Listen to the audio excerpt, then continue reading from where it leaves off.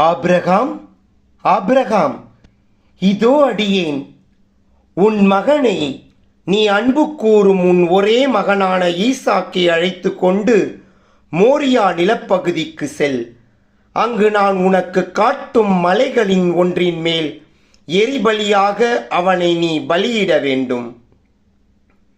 அப்பா, இதோ நெருப்பும் விறகும் இருக்கிறது.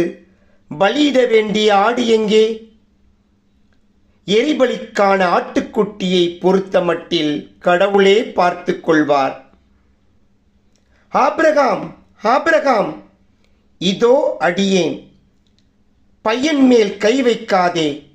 உன் ஒரே மகனையும் எனக்கு பலியிட நீ தயங்கவில்லை. ஆகவே உன் மீது ஆசி பொழிந்து வானத்து விண்மீன்களைப் போலவும் கடற்கரை மணலைப் போலவும் உன் வழிமரபை பழுகி